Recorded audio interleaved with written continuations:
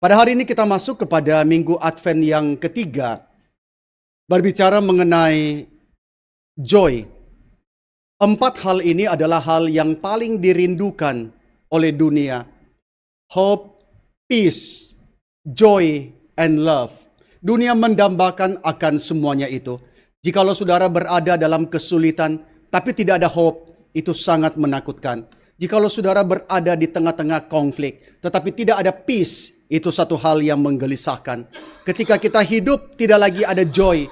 Orang bertanya, untuk apa hidup? Dan ketika tidak ada love, apakah lagi yang menggerakkan kita? Maka kita bersyukur di dalam Kristus 4 hal ini kita temukan. Ada hope, ada peace, ada joy, and love. Dan satu hari nanti ketika Kristus datang kembali untuk kali yang kedua, kita akan menikmati semuanya di dalam kepenuhannya.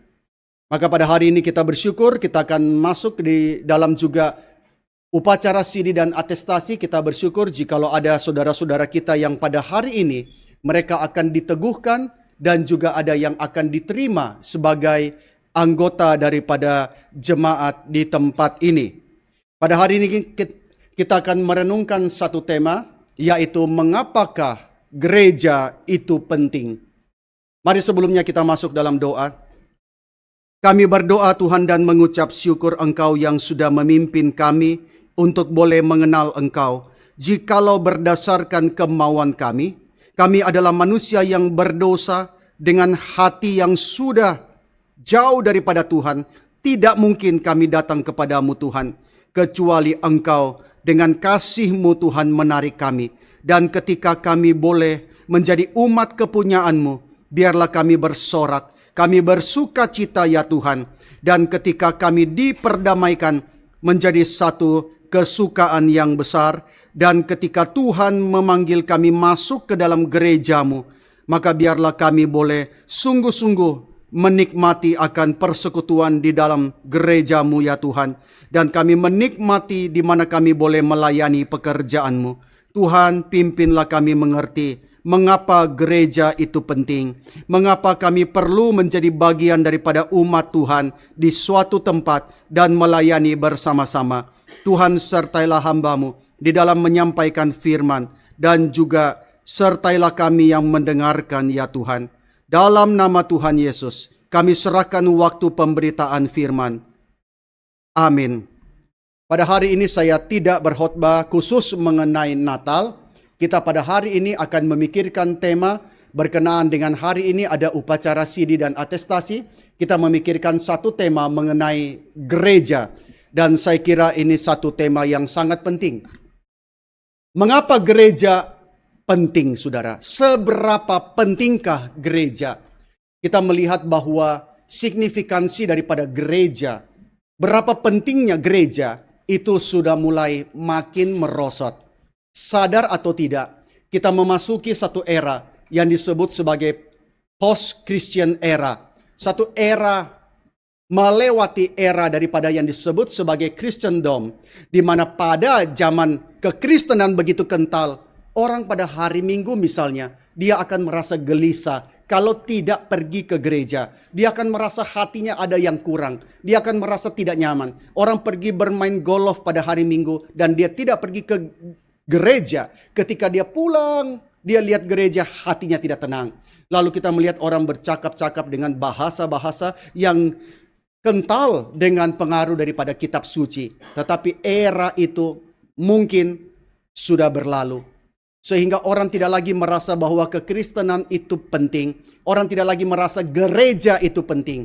Keanggotaan gereja mungkin tidak lebih penting daripada kartu kredit. Kita mungkin lebih gelisah dan peka kalau kartu kredit kita hilang. Tapi kita anggota gereja mana mungkin lupa. Kamu anggota gereja mana lupa ya, dulu pokoknya pernah dibaptis waktu kecil. Tapi gereja mana? Nggak tahu lah, pokoknya gereja mengaku Yesus itu aja gitu. Kita tidak merasa itu penting. Bahkan kita merasa, bahkan apalagi dibanding KTP kita rasa itu jauh lebih penting. Lalu kita tidak terlalu peduli dengan keanggotaan di dalam gereja lokal. Yang penting ketika nanti saya dipanggil Tuhan, ada yang layani. Ketika saya mati, ada yang akan memimpin kebaktian penghiburan, ada yang akan memimpin kedukaan dan penguburan saya, itu cukup. Lalu ketika saya menikah, ada surat-surat dari gereja yang bisa mendukung di dalam saya mengurus catatan sipil dan sebagainya. Seringkali kita tidak terlalu lagi merasa penting gereja itu. Saya pernah bercakap dengan seseorang yang dibesarkan di dalam gereja tradisional, gereja yang sangat kuat akar tradisinya, dan dia mengatakan, mama dulu waktu kami kecil hanya dapat baju baru kalau hari Natal. Dan mama bilang, tidak boleh pakai baju baru kemana-mana sebelum pakai pertama kali ke gereja. Maka baju baru pertama kali dipakai ke gereja. Maka mereka sangat peduli. Setiap hari Sabtu harus siap untuk ibadah pada besok hari.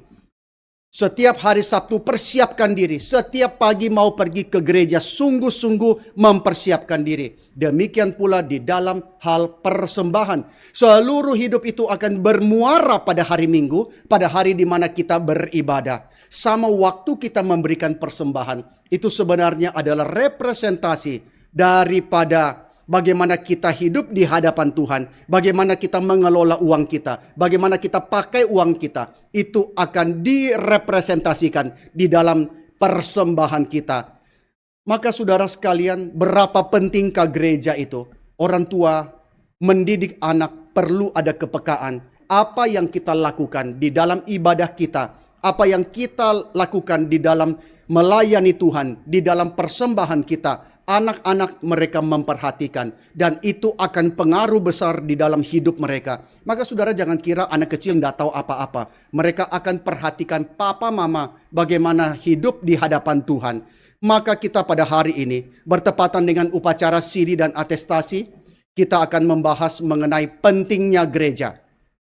Kita akan melihat pentingnya gereja dari sudut pandang seluruh kitab suci apa yang dinyatakan mengenai gereja Tuhan. Mengapa kita bergereja? Pada retret katekisasi, saya membahas mengenai apa itu gereja. What is the church? Pada hari ini kita akan membahas mengenai why do we go to the church? Mengapakah kita mesti pergi ke gereja? Apa itu gereja? Pertama-tama, ialah gereja adalah komunitas yang mempraktekkan iman mereka, yang berkumpul menjadi satu di dalam submission, penyerahan diri mereka kepada Yesus sebagai Tuhan. Ini hal yang penting ya. Gereja itu adalah community of practices. Komunitas yang mempraktekkan iman mereka. Maka saudara bukan community of audience yang hanya datang menyaksikan, hanya datang menonton, tetapi adalah komunitas yang mendengar firman dan komunitas yang mempraktekkan firman itu di dalam kumpulan orang-orang percaya yang menaklukkan diri mereka kepada Yesus sebagai Tuhan. Nah, ini hal yang penting ya. Kita menaklukkan diri kepada Yesus sebagai Tuhan. Seberapa jauh kita menempatkan Yesus sebagai Tuhan? Gampangkah mengakui Yesus sebagai Tuhan? Nah, di dalam Roma pasal 10 ayat 9 sampai 10, di situ seringkali mendefinisikan siapa itu orang percaya, siapa itu orang Kristen. Mari kita baca daripada Roma pasal 10 ayat 9 sampai dengan 10, kita baca bersama-sama dua ayat ini. 1, 2, 3. Sebab jika kamu mengaku dengan mulutmu bahwa Yesus adalah Tuhan, dan percaya dalam hatimu bahwa Allah telah membangkitkan dia dari antara orang mati, maka kamu akan diselamatkan. Karena dengan hati orang percaya dan dibenarkan, dan dengan mulut orang mengaku dan diselamatkan. Siapakah orang yang diselamatkan? Yaitu yang mengaku dengan mulut bahwa Yesus adalah Tuhan, dan percaya dalam hati bahwa Allah telah membangkitkan dia dari antara orang mati. Urusan hati kita tidak tahu. Tetapi orang mengakui Yesus sebagai Tuhan di mulut, itu menyatakan dia orang percaya. Kita akan bertanya, tapi bukankah banyak orang mengaku Yesus sebagai Tuhan, tapi hidupnya tidak mencerminkan Yesus sebagai Tuhan. Hidupnya hanya mencerminkan Yesus sebagai pembantu di dalam mencapai apa yang dia inginkan. Maka banyak orang sebut Yesus Tuhan, Yesus Tuhan. Kenapa hidupnya tidak mencerminkan Yesus Tuhan? Hidupnya itu tidak sesuai dengan apa yang dikatakan itu. Loh, kalau begitu apakah dia orang yang diselamatkan? Nah, saudara sekalian, seringkali kita menganggap yang penting aku sebut Yesus Tuhan, aku sudah diselamatkan. Tetapi ingat, pada zaman Paulus menuliskan itu, tidak gampang orang menyebut Yesus sebagai Tuhan. Pengakuan itu adalah muara daripada seluruh kehidupan dia. Maka dicetuskan di dalam satu statement bahwa Jesus is my Lord. Pada zaman itu, Kaisar menyebut diri sebagai Tuhan. Lalu kalau orang Kristen berani sebut Yesus sebagai Tuhan, ini bahaya. Ini sama dengan pemberontakan terhadap Kaisar. Dan konsekuensinya adalah kematian yang mengerikan.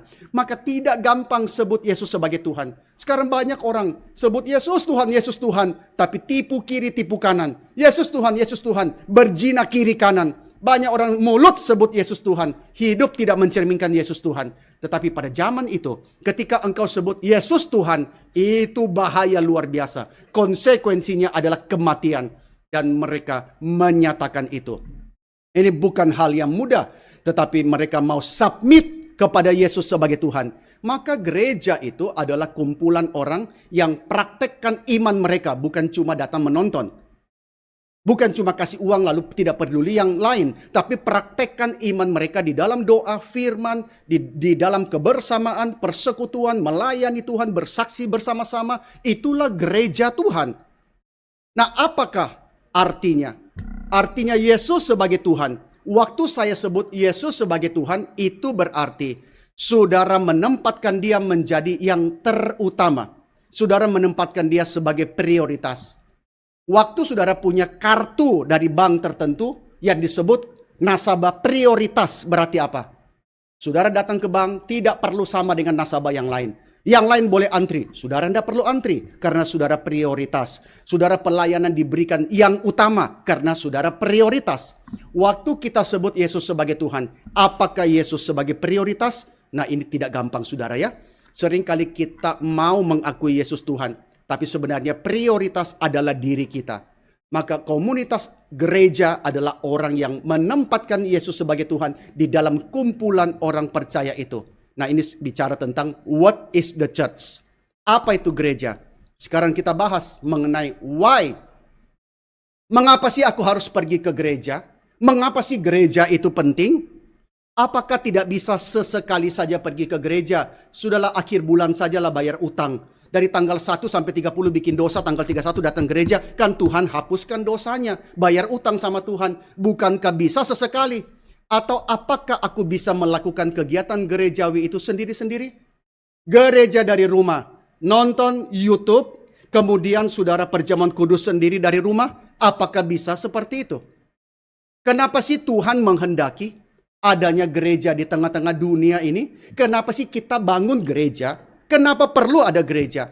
Kenapa Tuhan menghendaki orang-orang percaya itu menjadi bagian dari tubuh Kristus, baik secara universal maupun secara lokal? Maka keanggotaan gereja itu penting. Hari ini kita mengadakan bukan upacara biasa, saudara. Tetapi seseorang masuk menjadi anggota gereja, itu satu hal yang Tuhan kehendaki. Satu hal yang sangat penting. Dan pertanyaan why, saya kira ini pertanyaan sangat penting. Pertanyaan mengapa, why, itu mungkin lebih penting dari pertanyaan what. Apa itu gereja? Karena kita perlu tahu alasan yang kuat. Mengapa gereja itu penting? Mengapa pergi gereja? Kenapa you pergi gereja? Oh, karena pacar saya ikut gereja. Kenapa you pergi gereja? Karena di gereja banyak orang-orang yang bisa jadi prospek bisnis saya. Karena saya bisa dapat banyak klien dari gereja. Maka apa alasan kita pergi ke gereja? Ini sangat penting. Nah, pertama-tama yang perlu kita pahami berkenaan dengan gereja adalah satu tema penting di dalam Alkitab, yaitu bicara mengenai presence of God. Saudara perhatikan ya, ketika kita bicara mengenai gereja, itu tidak bisa dilepaskan dari satu tema penting, yaitu presence of God. Kehadiran Tuhan Allah. Bahwa Allah bekerja di tengah-tengah dunia ini melalui kehadirannya. Ingat ya, Allah kerja di tengah dunia ini melalui kehadirannya. Maka inilah jawaban kunci mengapa gereja penting. Mengapa saya harus pergi ke gereja? Adalah karena Allah memilih untuk bekerja di tengah dunia ini melalui kehadirannya, dan kehadirannya itu bukan dihadirkan tanpa wujud. Jadi saudara perhatikan, kehadiran Allah bukan dihadirkan tanpa wujud, melainkan diwujudkan melalui sebuah umat yang Allah kehendaki. Yang Allah kehendaki berada di hadirat Allah dan yang membuka ruang di tengah-tengah dunia ini bagi pengenalan akan Allah. Jadi Allah bekerja melalui sekumpulan orang, melalui sebuah umat yang berada di hadirat daripada Allah. Dan umat itu membuka ruang di tengah-tengah dunia supaya orang boleh datang mengenal Tuhan. Ini hal yang sangat penting. Waktu orang berduka, dia baru saja kehilangan orang yang dia kasihi. Apakah Tuhan langsung seperti menjentikkan jari, lalu perasaan duka itu hilang? Tidak. Tuhan pakai umatnya untuk boleh menyatakan kehadirannya, boleh menyatakan penghiburannya di dalam hidup dan hati orang yang sedang berduka.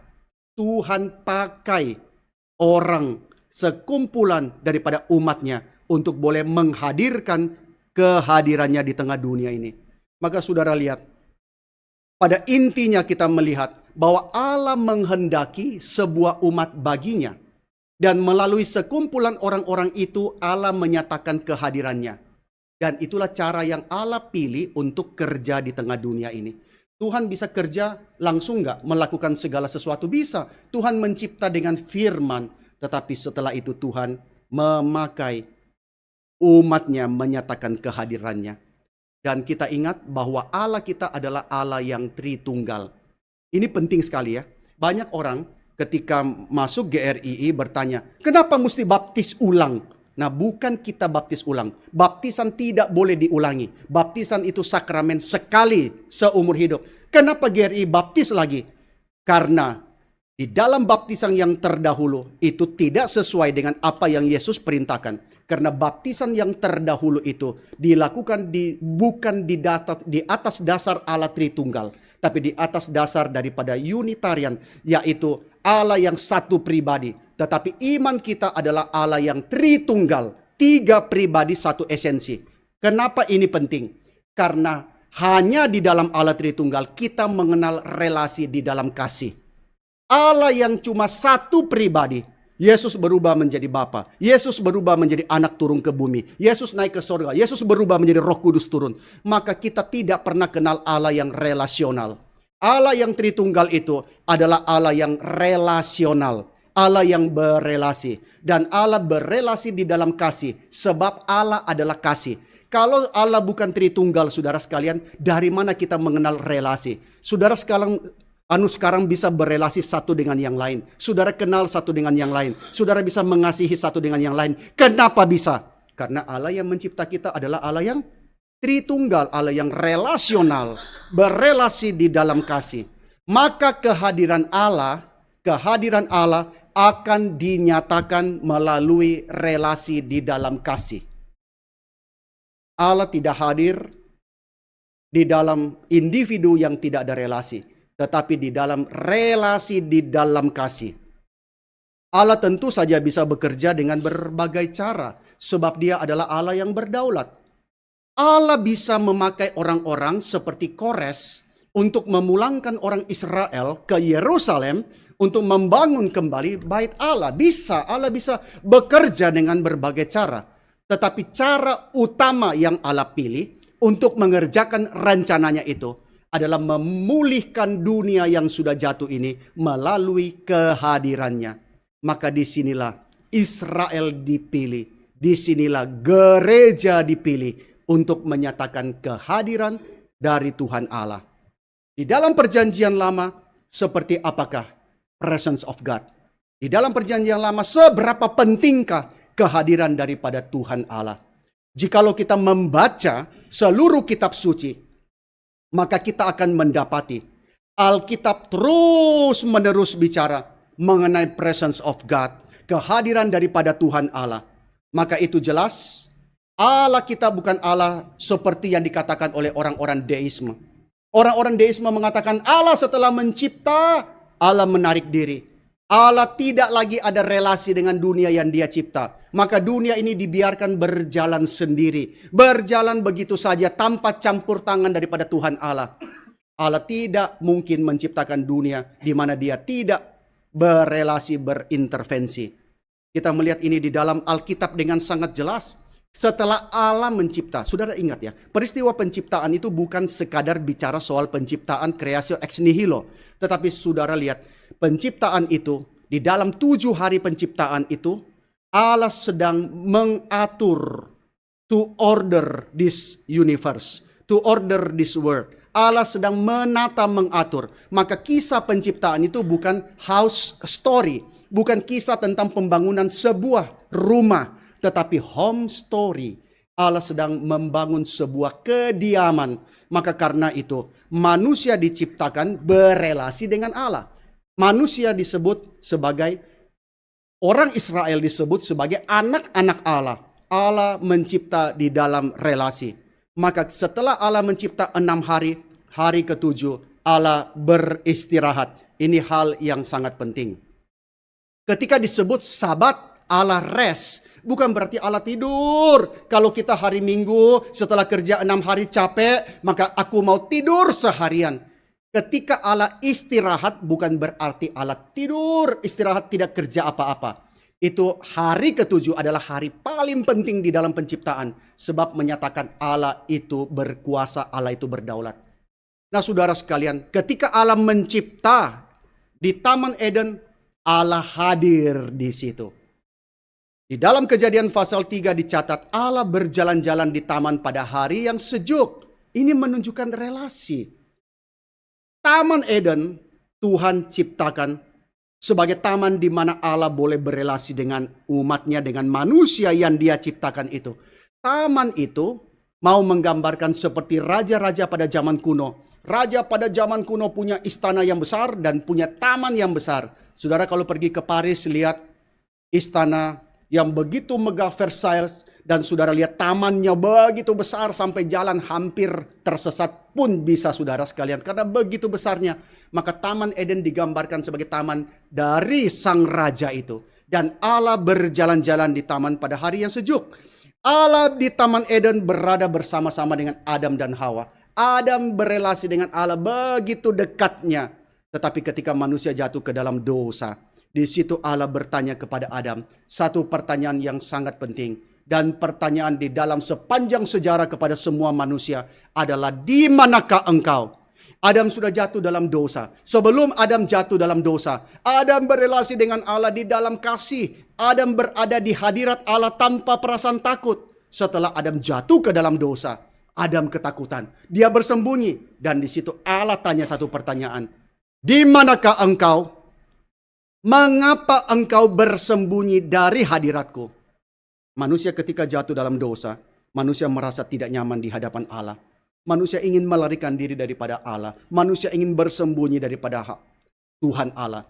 Maka di sini menunjukkan betapa pentingnya relasi di hadapan hadirat daripada Tuhan Allah. Ingat, relasi itu begitu penting di hadapan hadirat daripada Tuhan Allah.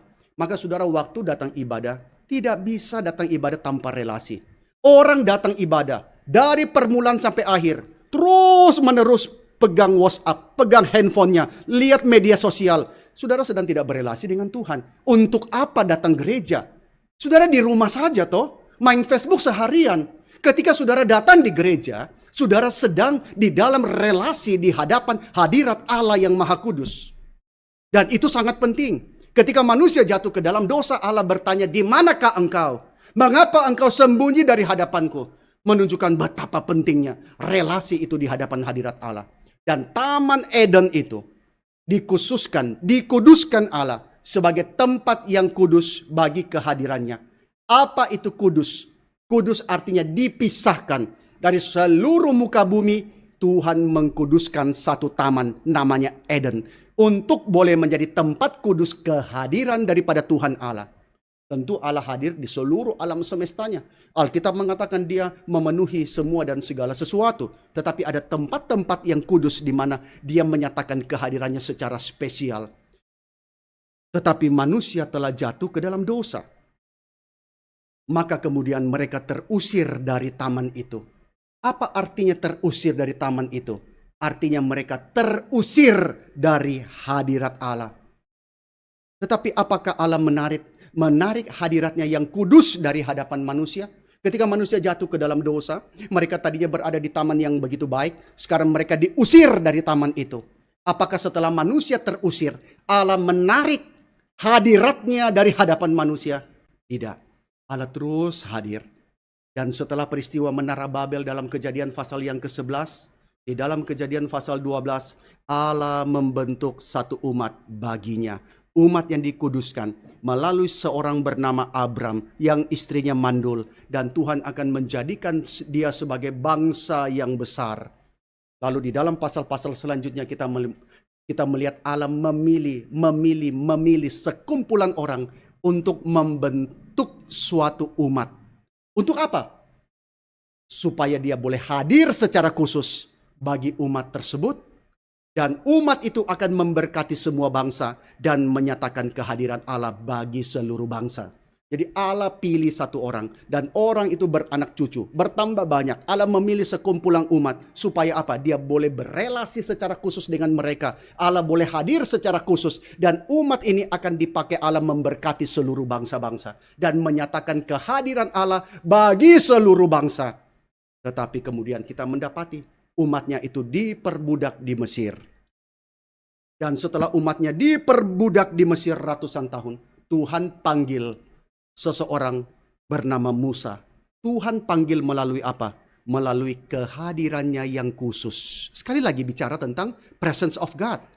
Ketika Musa berjumpa dengan semak duri yang menyala tetapi tidak terbakar habis itu. Di situ Tuhan mengatakan, bukalah kasutmu, sebab tempat di mana engkau berpijak ini tempat yang kudus. Sekali lagi bicara tentang presence of God. Bicara tentang kehadiran Allah secara khusus di dalam peristiwa semak duri itu. Tuhan panggil Musa. Panggil kemana? Tuhan suruh Musa pergi membebaskan dan memimpin orang Israel keluar dari Mesir. Ini adalah panggilan Tuhan. Umat Tuhan dipanggil untuk keluar. Nah, ketika Yesus memberikan amanat agung kepada murid-muridnya, perhatikan Yesus juga mengatakan, engkau pergi, engkau diutus. Abraham tidak dipanggil untuk masuk tanah Kanaan, tanah berlimpah susu dan madu, lalu enjoy di sana seumur hidup, tidak kerja apa-apa, tidak. Tuhan suruh, utus dalam satu misi. Maka Musa diutus, demikian pula Yesus mengutus murid-muridnya, pergi, beritakanlah, ajarlah, baptislah mereka, ajar mereka melakukan segala sesuatu yang kuperintahkan kepadamu. Maka Musa pergi. Setelah peristiwa 10 tulah, di mana menyatakan kehadiran Allah secara khusus di hadapan Firaun dan orang Mesir itu. Jadi Tuhan hadir bisa dalam kasih-Nya, Tuhan juga bisa hadir dalam murka-Nya. Maka waktu orang berbuat dosa, Tuhan hadir enggak? Tuhan hadir, tapi Tuhan hadir di dalam kemarahan dan murka-Nya itu. Maka Tuhan menyatakan kehadirannya yang khusus di hadapan Firaun dan orang-orang Mesir. Maka orang Israel pun bebas. Lalu Tuhan pimpin mereka menuju ke Gunung Sinai. Menuju kepada satu perjanjian, yaitu perjanjian di Sinai. Tetapi bangsa yang Tuhan bebaskan itu tidak setia. Dan mereka kemudian menyembah patung dari anak lembu emas saat Musa berada di puncak Gunung Sinai. Dan Tuhan sangat marah. Tuhan sangat marah. Dan apa yang Tuhan lakukan? Nah, saudara perhatikan, bangsa Israel ini bangsa yang begitu keras kepala.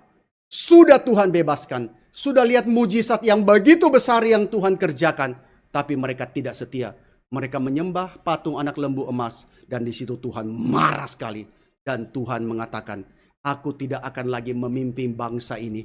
Aku tidak akan lagi hadir berjalan bersama dengan mereka.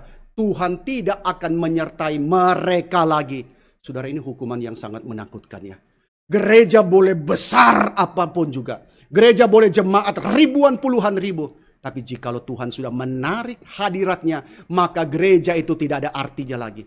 Saudara sekalian, Tuhan mengatakan, aku tidak mau lagi memimpin bangsa itu. Aku tidak mau lagi hadir bersama dengan mereka. Wah, ini hukuman yang menakutkan. Kalau saudara masih dipukul Tuhan, saudara masih ditegur oleh firman Tuhan, bersyukur Tuhan masih tegur. Tapi kalau Tuhan sudah tarik kehadiran Tuhan dalam hidup saudara, celaka saudara. Saudara ada di gereja berpuluh-puluh tahun, tapi sudah tidak lagi ada hadirat Tuhan dalam hidup saudara. Ini hukuman yang paling menakutkan. Hukuman yang paling menyengsarakan. Kalau Tuhan sudah tidak hadir, maka saudara doa, minta kehadiran Tuhan. Kalau Tuhan perlu tegur-tegur, kalau Tuhan perlu pukul-pukul, daripada Tuhan menjauhkan hadiratnya itu. Dan Tuhan mengatakan, aku tidak mau lagi. Maka di sini Musa mengatakan sesuatu yang sangat penting. Di dalam Keluaran 33 ayat 15, di situ Musa berkata kepada Tuhan, jikalau engkau sendiri tidak membimbing kami, jangan suruh kami berangkat dari sini. Kalau Tuhan tidak pimpin saudara di dalam hidup dan pelayanan saudara, jangan kerjakan. Maka Musa mengatakan, Tuhan, kami boleh berjalan, tapi jikalau bukan engkau yang memimpin, jangan suruh kami berangkat dari sini. Di dalam Alkitab bahasa Inggris itu lebih jelas, bicara mengenai presence of God. Musa mengatakan, if your presence will not go with me, do not bring us up from here. Kami tidak mau Tuhan. Kami tidak mau berjalan kalau bukan Tuhan yang pimpin. Musa mengatakan, aku tidak butuh yang lain. Aku butuh Tuhan saja. Saudara, kadang-kadang kita tidak merasa itu lagi. Kadang-kadang kita hanya merasanya, aku butuh berkat Tuhan. Aku butuh kaya daripada Tuhan. Aku butuh Tuhan kasih melimpah dalam hidupku. Segala sesuatu yang aku mau, itu yang kita seringkali inginkan. Tapi bagi Musa, kehadiran Allah itu sangat-sangat penting. Maka Musa mengatakan, jangan pimpin kami dari sini tanpa kehadiranmu. Wah, di situ hati Tuhan. Tuhan itu hatinya begitu mengasihi. Kadang kita kira Tuhan jahat. Kadang kita kira kalau Tuhan tidak kasih apa yang kita mau, Tuhan itu jahat. Tidak, saudara sekalian. Ketika Musa berespon seperti itu, Tuhan mengatakan, oke, aku akan pergi bersamamu. Aku akan pergi bersama dengan umat ini. Oh, begitu besar kasihnya Tuhan kepada umat yang keras kepala seperti itu. Tuhan mengatakan, aku akan hadir bersama dengan umat itu. Dan kehadiran Tuhan dinyatakan melalui apa? Kehadiran Tuhan dinyatakan melalui apa?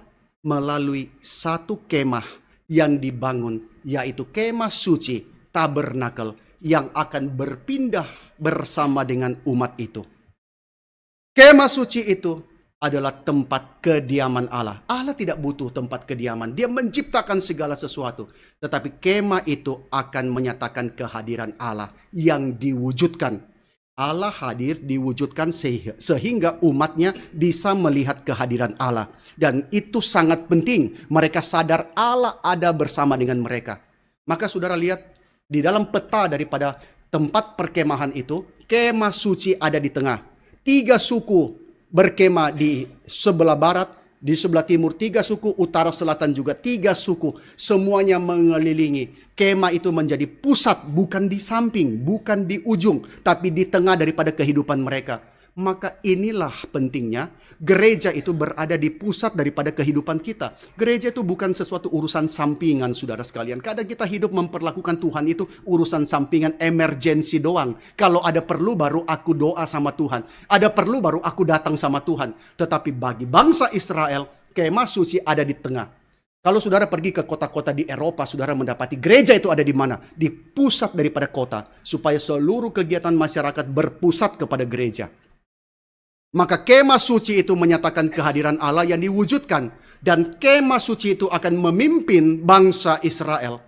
Itu adalah satu tanda yang terus menerus mereka lihat bahwa Tuhan ada bersama dengan mereka. Lihat kemah suci, mereka tenang. Oh, Tuhan ada bersama dengan kami. Kalau kita sudah tidak sadar kehadiran Tuhan, bahaya sekali saudara sekalian. Lalu setelah mereka mengembara 40 tahun di padang gurun, akhirnya mereka tiba di tanah perjanjian dan mereka berdiam di situ. Setelah waktu berlalu, ketika saatnya tiba, ketika mereka sudah establish di situ, ketika keadaan sudah damai dan aman, maka sebuah bait yang suci, bait Allah dibangun di mana? Di Yerusalem, di pusat Di pusat kota itu dibangunlah bait suci. Maka bait Allah menjadi pusat kehadiran Allah. Bait Allah menjadi pusat di mana kehadiran Allah diwujudkan, dan dari bait itu Tuhan mau supaya kehadirannya dikenal di seluruh dunia. Itulah panggilan dari orang Israel. Kalian tidak dipanggil untuk hidup bagi diri sendiri. Kalian dipanggil untuk menyatakan kehadiran Tuhan kepada bangsa-bangsa. Ketika Tuhan panggil Abraham, Tuhan memanggil dia untuk menjadi berkat bagi segala bangsa. Maka namanya diubah dari Abram menjadi Abraham. Abraham itu artinya bapa daripada banyak bangsa. Dipanggil untuk menjadi bapa daripada banyak bangsa. Maka Tuhan mau kehadirannya di Yerusalem itu dari sana dinyatakan kepada seluruh dunia. Ketika Yesaya dipanggil menjadi nabi, dia mencatat di dalam Yesaya pasal 6 ayat pertama, dia mencatat di dalam tahun matinya Raja Usia, aku melihat Tuhan duduk di atas tahta yang tinggi dan menjulang, dan ujung jubahnya memenuhi bait suci. Maka lihat, Yesaya melihat kemuliaan Allah di mana? Di bait suci. Bait suci menyatakan presence of God. Lalu di ayat ketiga dicatat, para malaikat serafim mereka memuji Allah, mereka berseru, kudus, kudus, kuduslah Tuhan semesta alam, seluruh bumi penuh kemuliaannya. Menyatakan di bait Allah itu ada kekudusan Allah, ada kesucian daripada Tuhan Allah. Dan bait Allah itu menjadi pusat daripada kehadirannya, center of His presence, menjadi pusat di mana Allah hadir. Maka ini perlu kita sadari ya, ketika kita mengingat melihat gereja Tuhan. Gereja itu adalah pusat di mana Allah menyatakan kehadirannya. Maka beranikah kita bermain-main dengan pelayanan kita? Beranikah kita bermain-main dengan relasi kita? Beranikah kita hidup sama seperti orang di luar sana di dalam gereja?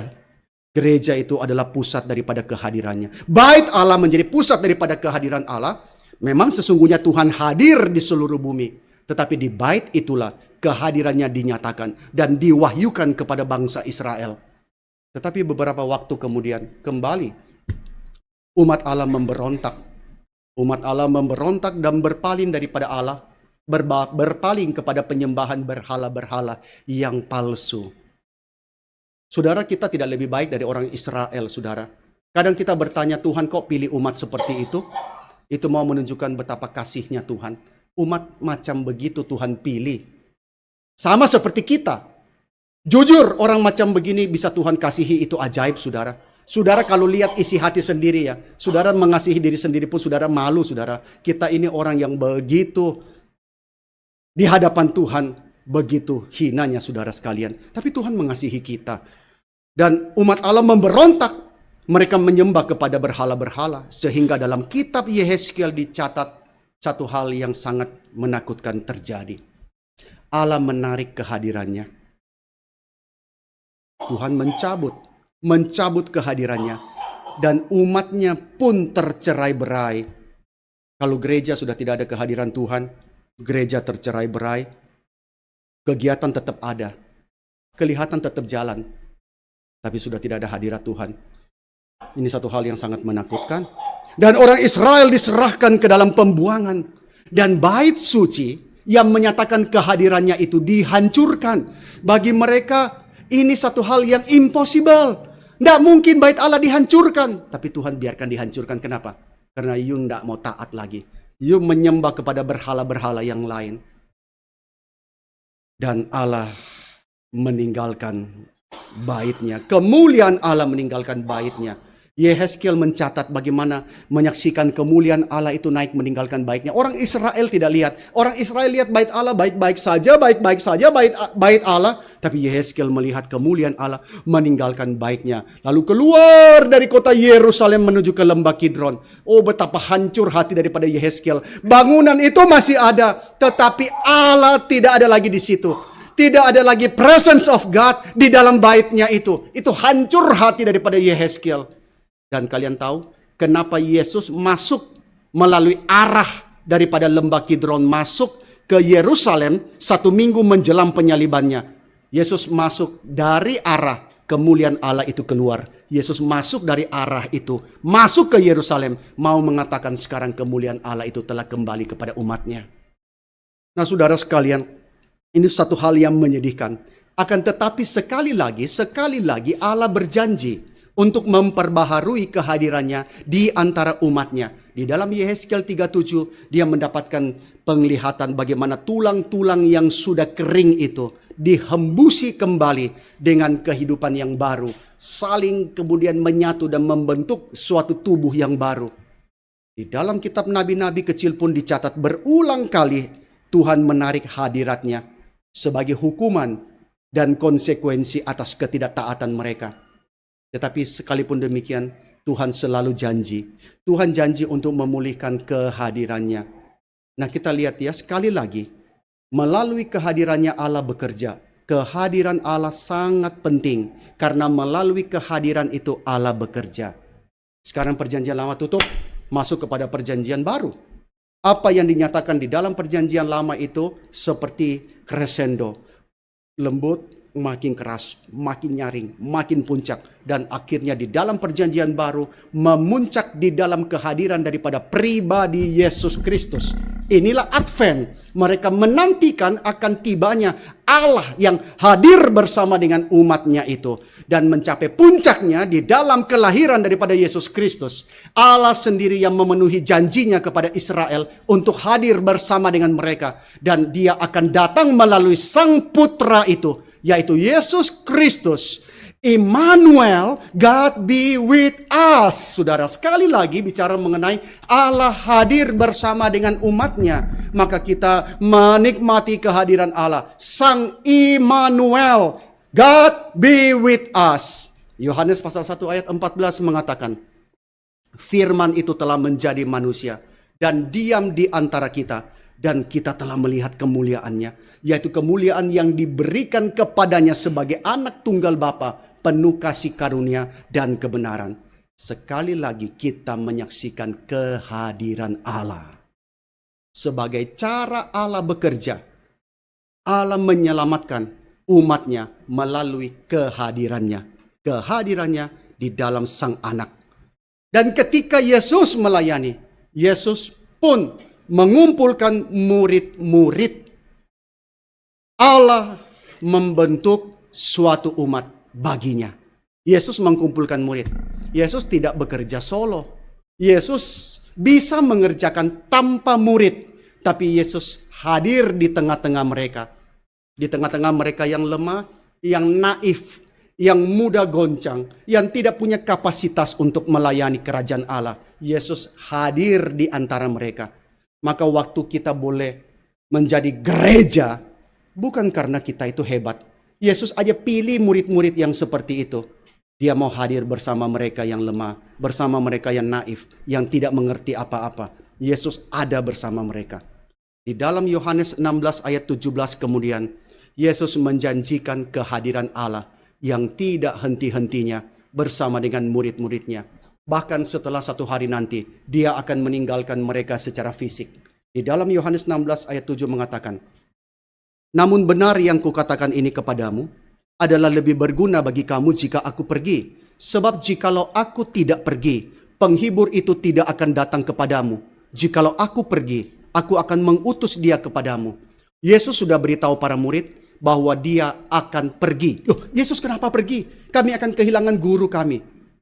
Dan Yesus mengatakan, kerajaan itu tidak akan datang seperti yang engkau harapkan, yaitu di dalam kuasa secara politik dan militer. Tidak, melainkan Yesus akan pergi dan dia naik ke sorga. Tetapi Yesus tidak akan meninggalkan mereka sebagai yatim piatu. Yohanes 14 ayat 18. Yesus tidak akan meninggalkan mereka begitu saja. Oh, Yesus pergi, kami ini tidak punya siapa-siapa lagi. Kami ini sendiri. Tidak. Sebaliknya Yesus menjanjikan bahwa Bapa dan Anak oleh Roh Kudus akan diam, hadir bersama-sama dengan mereka. Nah, di sini kita melihat kehadiran Allah sekali lagi diperbaharui bagi kita di dalam Yesus Kristus oleh Roh Kudus. Kristus oleh Roh Kudus, dia akan hadir di tengah-tengah gerejanya. Dan Yesus mengutus gerejanya untuk pergi ke seluruh dunia. Di ruang atas setelah kebangkitannya, di upper room itu, di ruang atas setelah kebangkitannya, Yesus berkata, dalam Yohanes pasal 20 ayat 21 sampai 22, Yesus mengatakan, damai sejahtera bagi kamu. Sama seperti Bapa mengutus aku, sekarang juga aku mengutus kamu. Maka saudara, di dalam gereja saudara itu utusannya. Kita bukan orang-orang yang hanya menikmati, percaya Yesus, tunggu, kapan sih aku mati mau masuk surga? Saudara, sebelum masuk surga, Yesus mengutus ke tengah-tengah dunia, menyatakan kehadirannya. Dan di ayat 22 sesudah berkata demikian, dia menghembusi mereka dan berkata, terimalah Roh Kudus. Maka hadirat Allah di dalam dan melalui Yesus akan meluas ke seluruh dunia melalui gerejanya. Jadi gereja itu sangat penting. Karena kehadiran Allah itu akan meluas dan dinyatakan melalui gerejanya. Paulus di dalam 2 Korintus pasal ke-6 menyebut gereja itu sebagai bait Allah di tengah-tengah dunia. 2 Korintus pasal 6 ayat 16. Apakah hubungan bait Allah dengan berhala? Karena kita adalah bait dari Allah yang hidup. Menurut firman Allah ini, aku akan diam bersama-sama dengan mereka dan hidup di tengah-tengah mereka. Aku akan menjadi Allah mereka dan mereka akan menjadi umatku. Wah, ini satu janji yang besar sekali. Saudara, kalau baca perjanjian lama, satu janji yang sangat besar yang Allah berikan kepada Israel ialah, I will be your God and you will be my people. Wah, ini satu hal yang indah sekali. Oh, Allah memiliki aku memiliki Allah. Ini janji yang sangat besar. Dan Yesus menjanjikan, aku akan menjadi Allah mereka. Dan mereka akan menjadi umatku. Ini satu relasi yang begitu indah yang tidak terpisahkan, saudara sekalian. Betapa indahnya ketika kita menyadari kita dimiliki oleh seseorang. Kita dimiliki oleh satu pribadi. Dan Yesus mengatakan, aku memiliki umatku itu. Di dalam Efesus pasal kedua ayat 21 sampai 22, Paulus sebut gereja sebagai bait Allah yang kudus di dalam Tuhan, tempat kediaman Allah di dalam Roh. Wah, gereja itu adalah bait Allah yang dipisahkan dari yang lain. Bait Allah yang kudus di dalam Tuhan. Tempat kediaman Allah di dalam Roh. Bayangkan Allah berdiam bersama dengan kita. Ketika Allah hadir, beda sekali, saudara. Bayangkan kita sedang ada acara gathering misalnya ya. Lalu tiba-tiba ketika kita berkumpul, di luar ruangan ada gaduh, ada riuh, ada apa? Ternyata kita lihat di luar ada pas pampres. Wah, ramai sekali. Wartawan banyak sedang mempersiapkan apa? Kedatangan presiden. Presiden hadir. Maka ketika presiden hadir, suasana langsung berbeda. Gathering itu langsung lain. Karena apa? Karena presiden hadir. Nah, saudara bayangkan. Ketika kita di gereja. Dan Paulus mengatakan menjadi tempat kediaman Allah di dalam Roh. Bayangkan Allah hadir. Saudara masih berani cekcok? Saudara masih berani bermain-main dengan persembahanmu? Saudara masih berani main-main dengan kehidupanmu, pelayananmu, relasimu? Tidak berani. Sebab apa? Ini adalah tempat kediaman Allah. Allah yang kudus di dalam Roh hadir di gerejanya. Dan sampai kepada akhir daripada kitab suci. Dari permulaan kitab suci sampai kepada akhir daripada kitab suci. Akhir daripada kanon seluruh kitab suci. Di dalam Wahyu pasal 21 ayat 3 kita membaca satu gambaran yang begitu indah tentang presence of God, kehadiran Allah. Lihatlah, kemah Allah ada di tengah-tengah manusia. Dan dia akan diam di tengah-tengah mereka. Dan mereka akan menjadi umatnya. Dan Allah sendiri akan ada di tengah-tengah mereka. This is heaven, saudara. Kadang-kadang kita berpikir surga itu apa? Surga itu tempat keadaan tidak ada masalah.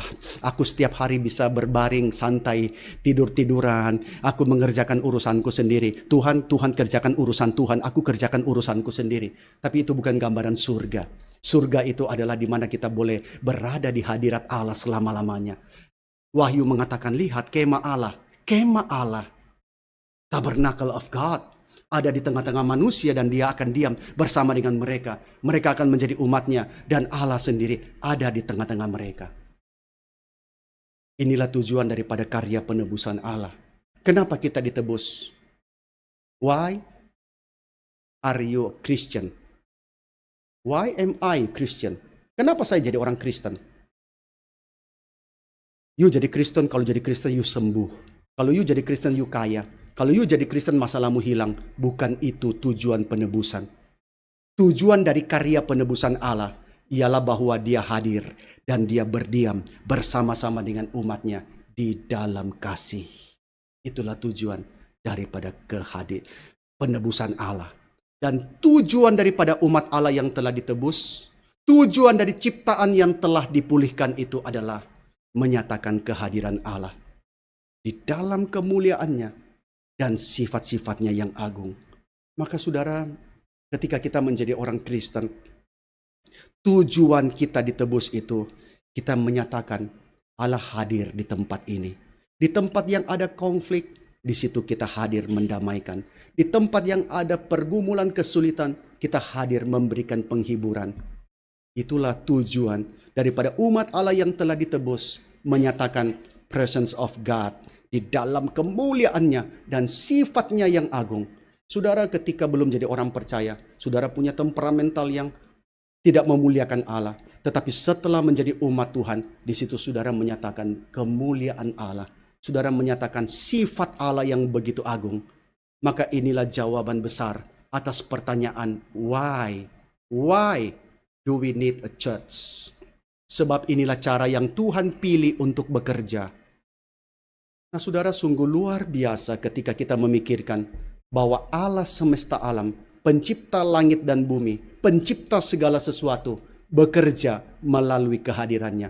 Dan Allah menghendaki satu umat, Allah menghendaki sekumpulan orang untuk menyatakan kehadirannya. Dan saudara dan saya dipilih untuk tugas tersebut. Betapa luar biasa saudara. Saudara dipilih untuk mengerjakan tugas yang penting. Bayangkan CEO perusahaan memanggil dan mengatakan, mulai hari ini kamu saya angkat menjadi utusan khusus. Wah, rasanya senang sekali. Bayangkan Allah panggil kita. Allah panggil kita, sekumpulan orang dikumpulkan di dalam gereja untuk menyatakan kehadirannya. Itulah sebabnya gereja penting. Karena gereja adalah alat untuk membawa kehadiran Tuhan di tengah-tengah dunia ini.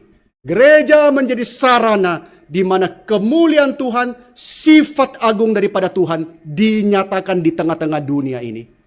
Saudara dan saya adalah bagian dari gereja Tuhan. Alat yang Tuhan pilih sendiri. Tuhan pilih. Bukan Tuhan gak ada pilihan. Lalu Tuhan mengatakan, ya sudahlah siapapun yang mau bolehlah. Tapi kita dipilih oleh Allah yang berdaulat. Allah berdaulat bisa membuang satu orang, memakai satu orang. Allah berdaulat memilih. Dan saudara dan saya dipilih menjadi bagian daripada gerejanya untuk menyatakan kehadirannya. Gereja mempunyai tiga tugas selain diakonia dan koinonia. Pelayanan dan persekutuan juga adalah marturia, bersaksi. Inilah tugas yang mulia. Ini satu kehormatan besar bahwa engkau dan saya dipilih bersama orang percaya lain menyatakan kehadirannya melalui apa? Melalui praktek iman kita di dalam penyerahan diri kepada Yesus sebagai Tuhan. Kita menyatakan praktek iman kita. Aku percaya kepada Allah.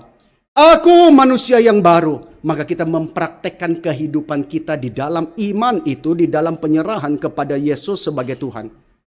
Saudara, sedih sekali ya, seringkali ketika orang-orang Kristen justru sangat sulit untuk diubahkan. Kita tidak menyatakan diri kita sebagai komunitas yang mempraktekkan iman kita. Saya senang saudara belajar banyak. Saya senang saudara belajar teologi, buku-buku teologi yang bagus. Tapi saya sedih sekali. Begitu banyak orang Kristen belajar begitu banyak teologi. SKS-nya lulus begitu banyak. Tetapi tidak ada praktek iman itu di dalam kehidupan bersama di tengah-tengah gerejanya untuk menyatakan kehadiran Tuhan. Menjadi orang Kristen itu, ingat, tidak hanya pada hari Minggu. Tetapi menjadi seorang Kristen itu adalah a whole way of life. Seluruh daripada cara hidup kita, pernyataan kita di hadapan dunia ini. Maka gunakan karunia yang Tuhan berikan baik-baik. Bahu-membahu, membangun tubuh Kristus. Jemaat harus dipersiapkan. Kalau Tuhan pimpin dalam waktu dekat, GRI Citra Raya harus membangun Kalau Tuhan hadir dan Tuhan menghendaki, maka harus bangun untuk pekerjaan Tuhan. Tapi jikalau Tuhan tidak hadir bagaimana?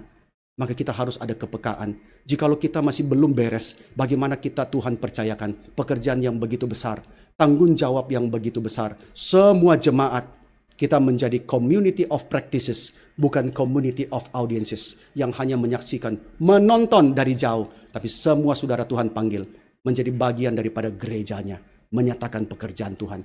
Kalau Tuhan hadir, kita jangan tahan pekerjaan Tuhan. Tapi kalau Tuhan tidak hadir, jangan kerjakan apa-apa. Mari kita berdoa. Kami berdoa Tuhan dan mengucap syukur bahwa Tuhan telah memilih kami untuk menjadi kumpulan daripada orang-orang percaya yang diberikan tugas yang begitu penting, menjadi alat dalam tangan Tuhan untuk mewujudkan kehadiran Tuhan di tengah dunia ini, untuk membagikan berkat yang Tuhan nyatakan, untuk memperkenalkan bangsa-bangsa kepadamu ya Tuhan. Maka biarlah kami menyadari betapa pentingnya gereja, betapa pentingnya menjadi anggota gereja, betapa pentingnya kami berkumpul bersama, betapa pentingnya kami mempraktekkan iman kami di dalam penyerahan diri kepada Kristus sebagai Tuhan kami. Tuhan, pimpinlah gerejamu, pakailah gerejamu, bangkitkanlah gerejamu. Setiap orang biarlah engkau perlengkapi, dan setiap orang biarlah engkau gelisahkan untuk kami sungguh-sungguh hidup bagi kemuliaan Tuhan, menyatakan keagungan daripada sifat-sifat Tuhan di dalam seluruh hari-hari kami. Tuhan, berikan kami kekuatan sebab kami lemah, kami sangat mudah untuk mendukakan Tuhan. Sebagaimana orang-orang Israel, kami tidak lebih baik, kami penuh dengan kekurangan, kami penuh dengan celah. Tapi Tuhan tolong kami supaya kami dimampukan menghidupi hidup kami hari demi hari di dalam kehadiran Tuhan saja. Kami berdoa dan bersyukur dalam nama Tuhan Yesus. Amin.